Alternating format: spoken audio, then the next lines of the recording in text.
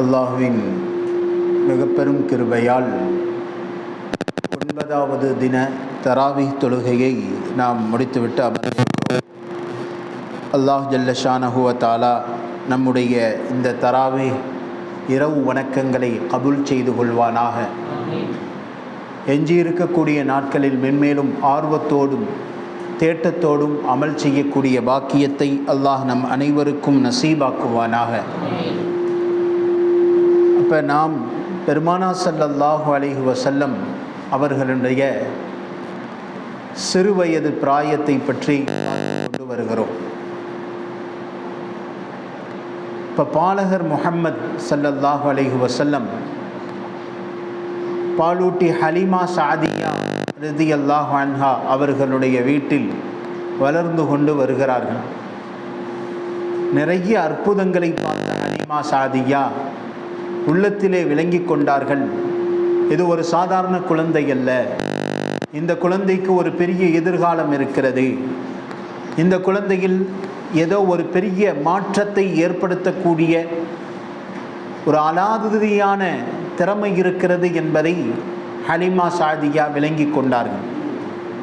அதன் அடிப்படையில் இந்த குழந்தையை கண்ணும் கருத்துமாக பார்த்து வந்தார்கள். அப்போ பாலகர் முஹம்மது தெரு வீதியில் விளையாடி கொண்டிருக்கும் பொழுது ஒருவர் வந்து அந்த குழந்தையை பிடித்து விட்டு செல்கிறார்.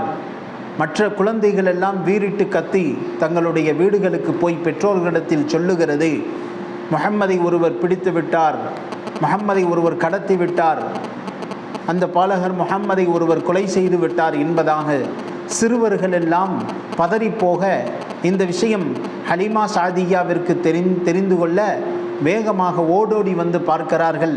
அந்த இடத்தில் முஹம்மது ஸல்லல்லாஹு அலைஹி வஸல்லம் அவர்கள் நல்ல நிலையில் கொண்டிருக்கிறார்கள். அப்போ என்ன சம்பவம் நிகழ்ந்தது என்றால், முஸ்லீம்லே பதிவு செய்யப்பட்டதைப் போல பெருமானா ஸல்லல்லாஹு அலைஹி வஸல்லம் சொல்லுகிறார்கள், ஷக்க சதுரி, என்னுடைய நெஞ்சு அந்த நேரத்தில் கிழிக்கப்பட்டது, வனஸஅ மின்ஹு கல்பி, என்னுடைய உள்ளத்தை, வகுஸில பிமாஇ ஸம்ஸம், ஸம்ஸம் நீரால் ஜிப்ரீல் அலைஹிஸ்ஸலாம் கழுவினார்கள், சும்ம அஆதஹு, பிறகு உள்ளத்தை மறுபடியும் போர்த்தினார்கள் என்பதாக வருது.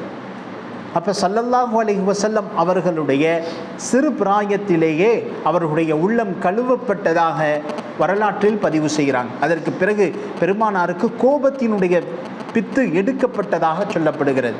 அதனால தான் ரசூலுல்லாஹுக்கு நிறைய இடங்களில் கோபம் என்பதே ஏற்படாத ஒரு நிலையை நாம் பார்த்திருக்கிறோம். ஒரு யூதன் ஒருவன் வருகிறான், பெருமானாரிடத்தில் வேகமாக வந்து பெருமானாரினுடைய சட்டையை பிடித்து இழுக்கிறான். ரிவாயத்துக்களில் வருது, அவன் இழுக்கும் பொழுது அவன் பிடித்த பிடியின் வேகத்தினால் அந்த சட்டையினுடைய அச்சுக்கள் பெருமானாரினுடைய கழுத்தில் பதிந்தது. பிறகு கேட்டான், யா ரசூலல்லாஹ், நீ கொடுத்த வாக்குறுதி கொடுக்கப்பட்ட நாட்கள் வந்துவிட்டது, என் பணம் எங்கே என்று கேட்க அருகில் இருந்த சஹாபாக்கள் எல்லாம் கோபப்பட்டார்கள். பெருமானா ஸல்லல்லாஹு அலைஹி வஸல்லம் அவர்கள் கேட்டார்கள், புன்முறுவல் பூத்தவர்களாக சொன்னார்கள், உன்னுடைய கடனை இன்று நான் திருப்பி தந்து விடுகிறேன் என்றார்கள். அப்போ கோபம் என்ற தன்மை அறவே ரசூலுல்லாஹ்விற்கு இல்லாமல் போனது. ஒவ்வொரு நபரிடத்திலும் அல்லாஹ் ஒரு ஷைத்தான் ஒருவனை வைத்திருக்கிறார்.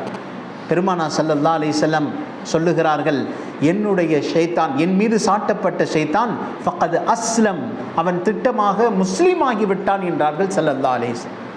அப்போ ஒவ்வொரு நபருக்கும் பாவத்தை ஏவக்கூடிய ஷைத்தான் பெருமானாருக்கு கொடுக்கப்பட்ட சாட்டப்பட்டவன், அவன் திட்டமாக இஸ்லாத்தை ஏற்றுக்கொண்டான் என்பதாக பெருமானா ஸல்லல்லாஹு அலைஹி வஸல்லம் சொல்லி காட்டுறாங்க. அப்போ சொல்லப்பட்டதைப் போல இந்த விஷயம் ஹலீமா சாதியா அம்மையாருக்கு பெரிய கவலை ஏற்பட்டது.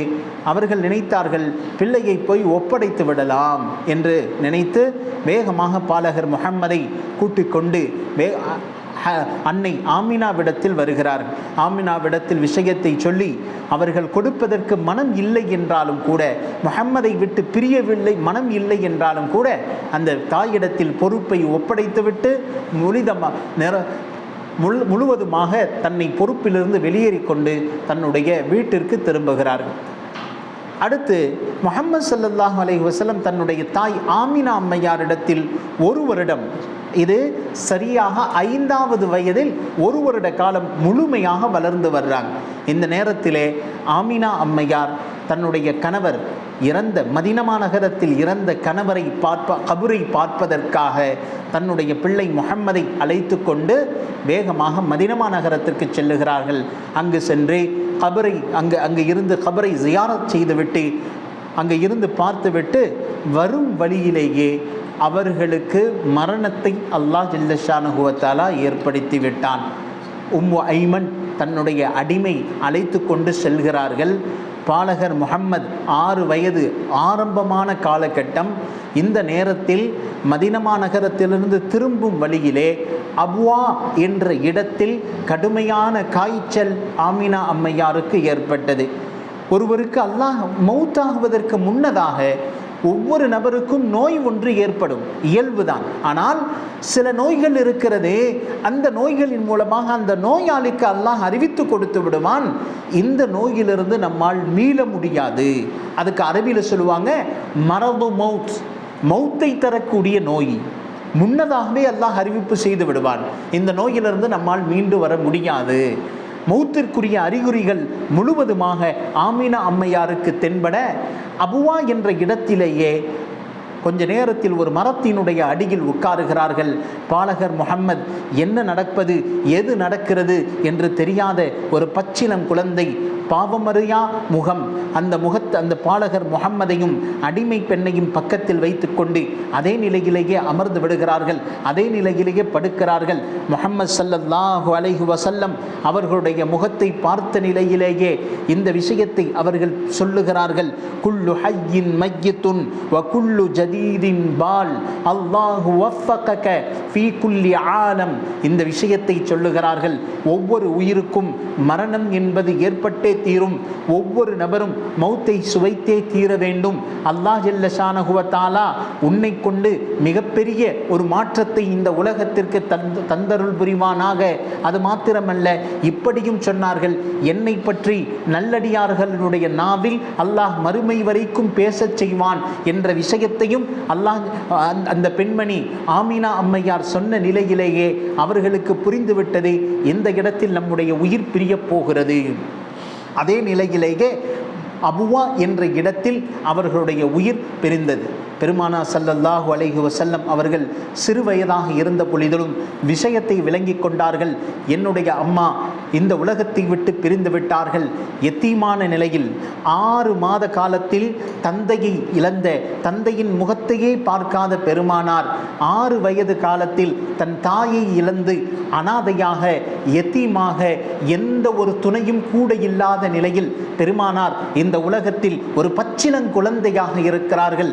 அவர்களுக்கென்று சகோதரர்கள் கிடையாது, அடைக்கலம் கொடுப்பதற்கு சகோதரிகள் கிடையாது, ஆறுதல் சொல்வதற்கு கூட ஒரு நபர் இல்லாத வனாந்தர காட்டிலே முஹம்மது என்ற பச்சிளங்குழந்தை தன் தாயினுடைய மையத்தை பிடித்து கொண்டு அழுது கொண்டு புலம்பி படுத்திருப்பது முழு உலகமும், உலகத்தில் உள்ள எல்லா ஜீவராசிகளும் அன்றைக்கு இருண்ட உலகமாக சொல்லி காட்டுகிறார்கள் வரலாற்றிலே.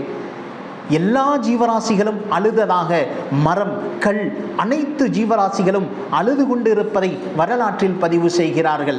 உம்மு ஐமன் என்ற பெண்மணி உதவிக்கு யாராவது வருவார்களா என்று இங்கும் அங்கும் ஓடிக்கொண்டிருக்கிறார். உதவிக்கு யாரும் இல்லை. மலையினுடைய குன்றில் ஓடுகிறார், உதவிக்கு யாரும் இல்லை. இந்த பெண்மணி வேகமாக ஒரு சிறு பள்ளத்தை நோண்டி அதன் மீது மண்களை போட்டு அதன் மீது கற்களை வைக்கிறார். கற்களை வைத்துவிட்டு கிளம்பலாம் என்று நாடுகிறார். பாலகர் முஹம்மத் தன் தாயை விட்டு பிரிவதற்கு மனம் இல்லாமல் முஹம்மது ஸல்லல்லாஹு அலைஹி வஸல்லம் அந்த கபரின் மீது கட்டி அணைத்து படுத்த நிலையில் அழுது கொண்டிருக்கிறார். பாலகர் முஹம்மத் தாயை விட்டு பிரிவதற்கு மனமில்லை, அழுது கொண்டிருக்கிறார். இரவு முழுவதும் கடக்கிறது. பெருமானார் அந்த கபரை விட்டு வருவதற்கு மனமில்லை, மறுபடியும் அழுகிறார்கள். பகல் முழுவதும் கடக்கிறது. அடுத்த நாள் இரவு ஆரம்பமாகிறது.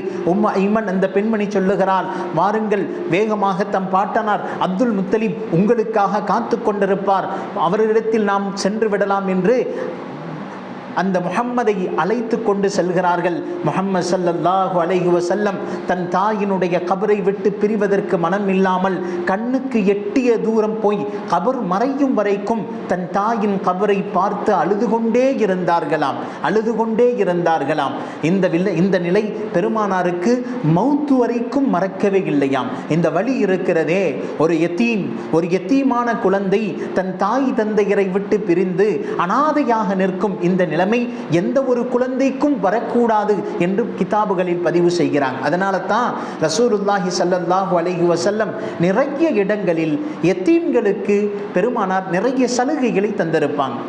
ஒரு இடத்தில் ஒரு தோழர் வந்து கேட்கிறார், யா ரசூலல்லாஹ், எனக்கு உள்ளம் கல் நெஞ்சத்தை போல இருக்கிறது, எவ்வளவு உபதேசங்கள் சொன்னாலும் என்னுடைய உள்ளத்தில் இரக்கத்தன்மை வருவதில்லை, என்ன செய்வது யா ரசூலல்லாஹ்? பெருமானார் சொன்னாங்க, ஃபம்ஸஹ் பிஐதீக் ரூஸல் யதீம், உன்னுடைய கையை யத்தீமுடைய தலையில் தடவி விடு, அல்லாஹ் உன்னுடைய உள்ளத்தை இரக்கப்படுத்துவான் என்றார்களே. பெருமானார் ஸல்லல்லாஹு அலைஹி வஸல்லம் சொன்னதைப் போல ஒரு யத்தீமையுடைய கையில் தலையை வைத்து தடவினார், அவருடைய உள்ளம் மிருதுவாய் போனது, வரலாற்றில் பதிவு செய்கிறார். அப்போ பெருமானார் ஸல்லல்லாஹு அலைஹி வஸல்லத்துடைய நிறைய சட்டங்கள் யத்தீம்களை ஆதரிக்கக்கூடியவராக, ஏனென்றால் ஒரு தாயை இழந்தால் என்ன வழி இருக்கும் என்பதை ரசூலுல்லாஹ் விளங்கியிருந்தான். ஒரு தந்தை இல்லாத பிள்ளையினுடைய உள்ளத்தின் வழியை பெருமானார் விளங்கியிருந்தான்.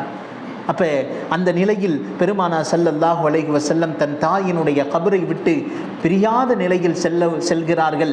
எதிர்பார்த்திருந்த அப்துல் முத்தலிபுக்கு இடியை போல இன்னொரு செய்தி, தன்னுடைய மருமகள் ஆமினா வஃபாத் ஆகிவிட்டதை நினைத்து அவர்களும் அழுது கொண்டிருக்கிறார்கள். அது மாத்திரமல்ல, முஹம்மத் இன்னி நம்முடைய பொறுப்பில் வந்துவிட்டார், எனவே எனக்கும் வயதாகிவிட்டது, அல்லாஹ் நான் இருக்கும் வரைக்கும் முஹம்மதிற்கு எந்த விதமான கஷ்டத்தையும் தரவிடாது நான் பாதுகாத்துக் கொள்ளுவேன் என்பதாக அப்துல் முத்தலிப் உறுதியோடு இருக்கிறார். இருந்தாலும் வயோதிகம் இவருக்கு அதிகமாய் போனது, எலும்புகள் தளர்ந்து விட்டது, உடல் நரம்புகள் சோர்ந்து விட்டன, எழுந்திருக்க முடிவதில்லை. அப்படி இருந்தும் முஹம்மதின் மீது இருக்கக்கூடிய பாசங்கள் நாளுக்கு நாள் அப்துல் முத்தலிபுக்கு அதிகமாகிக் கொண்டே சென்றது. எந்த அளவிற்கு என்றால், அப்துல் முத்தலிபுக்கும் என் பெருமானார் ஸல்லல்லாஹு அலைஹி வஸல்லம் 6 வயது கடந்து 7வது வயது 1 வருடம் முழுவதுமாக அப்துல் முத்தலிபினுடைய கையில் இருக்கிறார்கள். மக்காவில் போற்றப்படக்கூடிய பெரும் தலைவர்களில் ஒருவர் அப்துல் முத்தலிப். பெருமானாரின் மீது எப்படி தன் மகன் அப்துல்லாஹ்வின் மீது பாசத்தை கொண்டிருந்தாரோ அதைவிட மிக 2 மடங்கு முஹம்மது மீது, அந்த பாலகரின் மீது பாசத்தை வைத்து வளர்த்து வந்தார்கள் அப்துல் முத்தலிப்.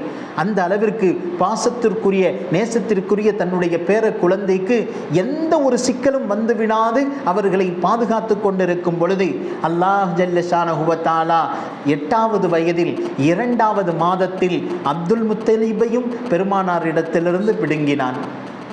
மேலும் மேலும் ரசூலுல்லாஹ்விற்கு சிறு வயதில் சோதனைகள் அதிகமானது. அப்துல் முத்தலிபுக்கு இன்னும் கொஞ்ச நேரத்தில் உயிர் பிரிய போகிறது, இன்னும் அனாதையாக இருக்கிறார், தனக்கு ஆறுதல் சொல்வதற்கு யாரும் இல்லை. அந்த பாலகனுடைய உள்ளம் எத்தனை வழிகளைத்தான் தாங்கிக் கொள்ளும், எத்தனை வழிகள்.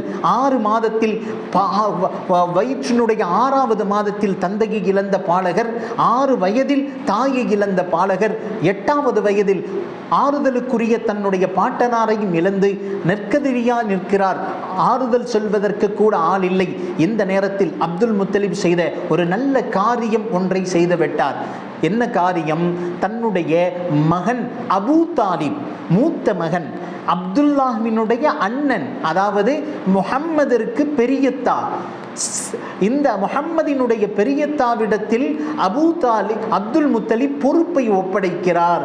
நான் தான் இவ்வளவு காலம் எனது பேர குழந்தை முஹம்மதை போற்றி பாதுகாத்து வந்தேன், நான் இனிமேல் இருப்பேனா என்று தெரியாது. எனவே அபு தாலிபாகி நீ இந்த பேர குழந்தையை கண்ணும் கருத்துமாக பாதுகாத்து வா என்ற பொறுப்பை கொடுத்து அவருடைய கையில் பிடித்துவிட்டு கொடுக்கிறார். இந்த அபு தாலிப் முஹம்மதின் மீது இயற்கையாகவே பெரிய பாசத்தை கொண்டிருந்தார். எப்படி அப்துல் முத்தலிப் மக்காவில் சிறந்த தலைவராக இருந்தாரோ அதுபோல் அபூ தாலிப் கண்ணியமிக்க நபர்களில் ஒருவராக இருந்தார். ஆனால் அவர் மிக ஏழ்மையாக இருந்தார். ஏனென்றால் அப்துல் முத்தலிபுக்கு சுமார் 14 ஆண் குழந்தைகளும் 7 பெண் குழந்தைகளும் இருந்தது. அதுல ஒருத்தர் அப்துல்லா, இன்னொருத்தர் அப்துல் முத்தலிப், இன்னொருத்தர் அபு தாலிப், இன்னொருத்தர் அப்பாஸ். இப்படியாக 14 ஆண் குழந்தைகளை அப்துல் முத்தலிபுக்கு அல்லாஹ் கொடுத்திருந்தான். இந்த 14 ஆண் குழந்தைகள்ல அபு தாலிபினுடைய கையில் பிடித்து முஹம்மதை கொடுக்கிறார். இவரை நீ இனிமேல் வளர்க்க வேண்டும். அபு தாலிப் ஆசையோடு அந்த முஹம்மதினுடைய முகத்தை எல்லாம் பார்க்கிறார். அப்துல் முத்தலிப் சொன்ன விஷயங்கள் எல்லாம் நினைவுக்கு வருகிறது. இன்னலி ஹாதல் குலாமி லஷஅனா, இந்த முஹம்மதிற்கு, இந்த பாலகருக்கு பெரிய எதிர்காலம் இருக்கிறது, இவரை நீ எப்படியாவது பாதுகாத்துக்கொள் என்பதாக அபு தாலிபுக்கு உபதேசம் செய்துவிட்டு சொல்றார். இருந்தாலும் அந்த அபு தாலிபிடத்தில் காசு பணங்கள் இல்லை, குறைவாக இருந்தது. ஆனால் ஒரு வேலை ஒன்றை ஒருவர் செய்து கொண்டு வந்தான். என்ன வேலை? அபு தாலிபுடைய வேலை என்ன? மக்காவிற்கு யாரெல்லாம் வருவார்களோ ஹஜ்ஜுக்காக வேண்டி அவர்களுக்கு தண்ணீர் புகட்டக்கூடிய வேலையை அபு தாலிப் உடைய பொறுப்பில் வம்சவழியாக வந்து கொண்டிருந்தது. தண்ணீர், இவங்க தான் ஹாஜிகளுக்கு தண்ணீர் கொடுக்கணும், ஹாஜிகளுக்கு பணிவிடை செய்யக்கூடிய ஒரு பொறுப்பு. காரணம், இந்த பொறுப்பை பெரிய பாக்கியமாக மக்காவினுடைய தலைவர்கள் கருதி கொண்டிருந்தாங்க. எனக்கு இந்த பொறுப்பு கிடைக்காதா, நான் ஹாஜிகளுக்கு ஹிதமத் பணிவிடை செய்ய மாட்டேனா என்ற மக்காவினுடைய பெரும் பெரும் தலைவர்கள் ஏங்கிக் கொண்டிருக்கும் பொழுது இந்த பதவி அபு தாலிபுக்கு அல்லாஹ் கொடுத்திருந்தான். ஆனால் இவரிடத்தில் ஏழ்மை, தண்ணீர் கொடுக்கணும்னா காசு வேணும், பணிவிடை செய்ய வேண்டும் என்றால் அதற்குரிய பணம் தேவைப்படுகிறது. இவரிடத்தில் காசு இல்லை. என்ன செய்கிறார்? தன்னுடைய சகோதரர் அப்பாஸை அழைக்கிறார். அவர் நல்ல வசதி படைத்தவர். அப்பாஸ் இடத்தில் சொல்லுகிறார், நான் ஏற்கனவே உனக்கு 7000 திர்ஹம் கடன் தர வேண்டியது இருக்கிறது, இன்னும் கொஞ்சம் காசை என்னிடத்தில் கொடுத்து விடு, ஹாஜிகளுக்கு தண்ணீர் கொடுக்கக்கூடிய வேலையை நீ எடுத்துக்கொள் என்பதாக தன்னுடைய பொறுப்பை அப்பாஸ் இடத்தில் ஒப்படைத்து விடு. அபு தாலிப் அப்பாஸ் இடத்தில் ஒப்படைத்தாலும் அதை தாராளமாக ஏற்றுக்கொள்ளுகிறார் அப்பாஸ். அதற்கு பிறகு அப்பாஸ் அவர்கள் ஹாஜிகளுக்கு தண்ணீர் கொடுக்கக்கூடிய வேலையை ஆரம்பிக்கிறாங்க. இந்த ஏழ்மையான நிலையிலும் அபு தாலிப் முஹம்மதை தன்னோடு வைத்திருப்பார், எல்லா நிலையிலையும் தன்னோடு வைத்திருப்பார். பெருமானாருக்கு ஒரு சுமார் 12 வயது தான் கடந்திருக்கும். அந்த நேரத்திலே ஷாம் தேசத்தை நோக்கி ஒரு வியாபார கூட்டம் ஒன்று கிளம்புகிறது, ஷாம் தேசத்தை நோக்கி. அப்ப அந்த நேரத்தில் அபு தாலிப் முஹம்மதை அழைத்து சொல்லுகிறார், இன்னும் கொஞ்ச காலம் நீ பொறுமையாக இரு, இன்னும் கொஞ்ச காலம் பொறுமையாக இரு, வியாபாரத்தினுடைய அத்தனை யுக்திகளையும் உனக்கு நான் கற்றுத்தருகிறேன் என்று சொல்லி வியாபாரத்தினுடைய நுணுக்கங்களை கற்றுக் கொடுப்பதற்காக வியாபார கூட்டத்தோடு இவரும் சேர்ந்து ஷாம் தேசத்திற்கு செல்லுகிறார். அப்பொழுது முஹம்மது ஸல்லல்லாஹு அலைஹி வஸல்லத்துக்கு வயது 12 கடக்கும் பொழுது அந்த ஷாம் தேசத்தின் போற வழியில் புஹைரா என்று சொல்லக்கூடிய ஒரு பாதிரிய மடம் ஒன்று இருக்கிறது, ஒரு பாதிரியார்கள் தங்கக்கூடிய மடம். அந்த மடத்தில் தான் எல்லா வியாபாரிகளும் தங்கிவிட்டு செல்லுவார்கள். அந்த பாதிரி மடத்தில் ஒரு பாதிரியார் ஒருவர் இருக்கிறார்.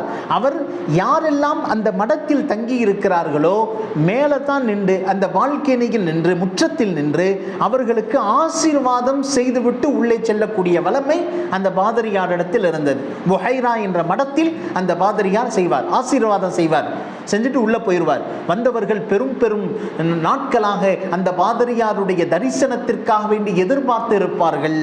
இந்த நேரத்தில் அபு தாலிப் 12 வயது மிக்க இந்த முஹம்மதை அழைத்து கொண்டு அந்த மடத்திற்கு வந்து தங்குகிறார். அந்த பாதிரியார் வழக்கம் போல் வெளியில் எட்டி பார்க்கும் பொழுது அந்த 12 வயது பாலகருடைய முகத்தை பார்க்கிறார். பார்த்ததுதான் ஆச்சரியம். வேகமாக மேலிருந்து கீழே ஓடோடி வருகிறார் அந்த பாதிரியார். பாதிரியார் பார்த்து அந்த பாலகர் முஹம்மதை அருகே அழைக்கிறார். அழைத்து அந்த முஹம்மது யாருக்குரிய பொறுப்புதாரி என்று கேட்க அபு தாலிப் வேகமாக வருகிறார். நான் தான் அவருக்குரிய பொறுப்புதாரி. சொல்லுகிறார், இன்னலி ஹாதல் குலாமி லஷஅனா, எந்த வார்த்தையை அப்துல் முத்தலிப் அன்றைக்கு அபு தாலிபிடத்தில் சொன்னாரோ அதே வார்த்தையை பாதிரியார் சொல்லுகிறார். இந்த குழந்தைக்கு மிகப்பெரிய எதிர்காலம் இருக்கிறது, இந்த குழந்தையை நீங்கள் பாதுகாத்துக் கொள்ளுங்கள் என்று சொல்ல அபு தாலிபுக்கு இன்னும் பாசம் அதிகமாய் போனது. அதற்கு பிறகு பெருமானாரினுடைய வாழ்க்கையில் அடுத்தடுத்து என்னென்ன நிகழ்வுகள் நிகழ்ந்தது என்பதை இன்ஷா அல்லாஹ் நாளை பார்க்கலாம். அல்லாஹ் ஜல்ல ஷானஹு வ தஆலா எதை சொன்னோம்